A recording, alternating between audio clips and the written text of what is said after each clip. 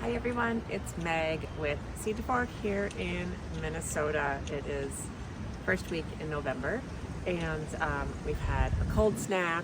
We've had several cold nights really down into the low 20s. Now it's moderating again. So I pulled just about almost all of my root crops out in October. And I'll share that with you in December probably. But this month I want to focus on what is left in the garden. Yes, the garden does look quite bare, but there are quite a few crops that I've either left out here ahead of that cold snap uncovered, just as my annual tests to see the fitness of things like my brassicas at cold temperatures with cold exposure, or they're things that I know that can handle cold weather just fine. All right, so Brussels sprouts, I have let them go even colder than a 23-degree night, but I left kind of the smaller plants out here. The other ones are in the root cellar. And these are probably honestly going to be the ones that we harvest for Thanksgiving.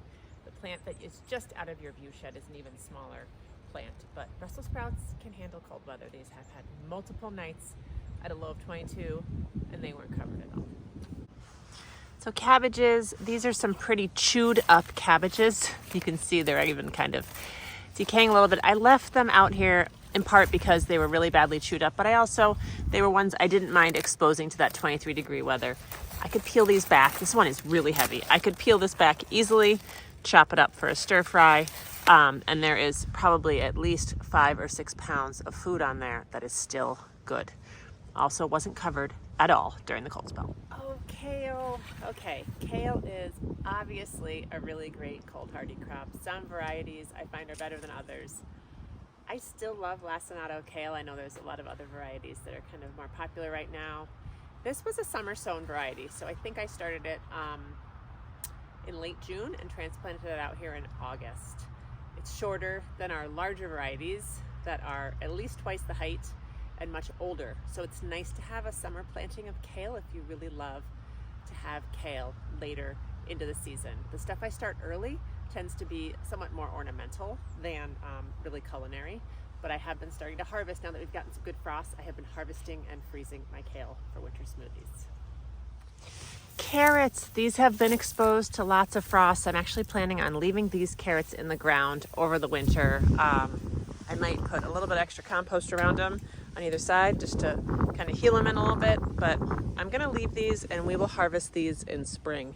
I have harvested about 100 pounds of carrots already, so our root cellar is good and full for the winter. Okay, down here on the south side of what is my bean tunnel usually in the summer is where I put my herbs. I've got some perennial herbs down here as well as some annuals. I've got some kind of sad looking parsley. I still will completely harvest off of that, make some chimichurri for the freezer.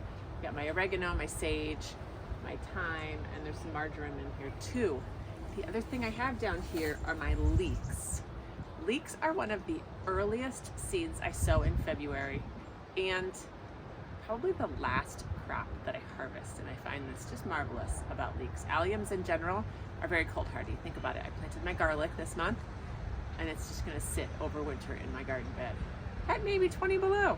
So leeks are fabulous. I store these in the root cellar as well, and I'll show that to you in December. Okay, so this is really kind of a nice example of cold hardiness. I've got my spinach. This was my spinach that I planted about the second week in September. I have another planting of spinach.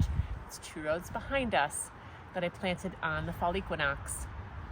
It's much smaller. It didn't put out more than 1 set of true leaves, whereas this one put out many. I will probably harvest off this a little bit here and make a frittata out of it or something like that before it goes dormant for the winter.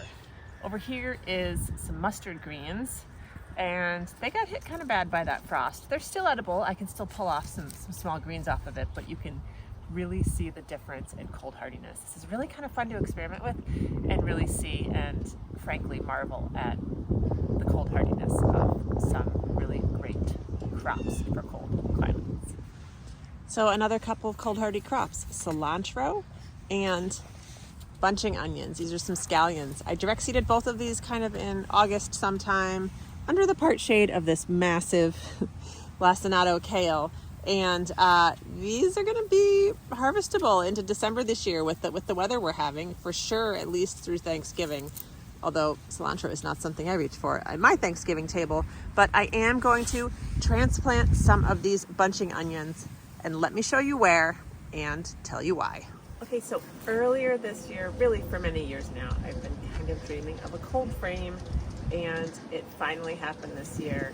So John built this over the course of the growing season, started before the growing season started, and then, as you can imagine, our garden is pretty demanding during the growing season, and so he just finished it this past weekend. So this cold frame has kind of a double frame on the door. I've got an outside frame that lifts up entirely and lets us have access to it.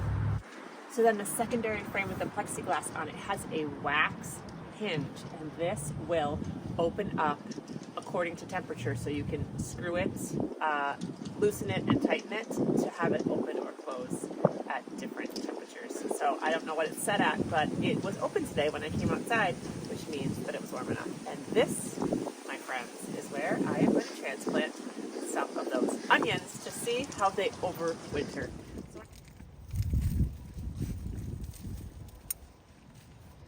So when I transplant onions, and even when I plant them, especially bunching onions, I actually leave them in bunches. So then when I go to harvest, I'm just gonna pull the whole bunch out. So I have not used cold frame in years, almost 20 years actually. So I'm trying to kind of reacquainting myself with it. I'm hoping that we use it and it's successful, and then we will probably add another one next to this. I'm also hoping really to use this for seed starting in winter and spring, possibly even summer. So I'm excited for the possibilities that this adds to the garden. All right, well, that sums it up for the garden this month. Thank you so much for watching. It's great, right? It's been cold here. We've had snow, temperatures of 23, and there's still food to harvest in my Minnesota garden. Next month, I want to share with you guys the root cellars. Yes, it's plural, so I'll show you where we store all of our food, from our canned goods to our real storage-friendly crops like our onions and our winter squash, as well as things that need a little more attention. So all of our vegetables that go in our damp root cellar. Have a great Thanksgiving to all of my U.S. friends and anyone abroad who's celebrating this month, and I'll see you guys all in December. As always, thanks for watching. Have a great month.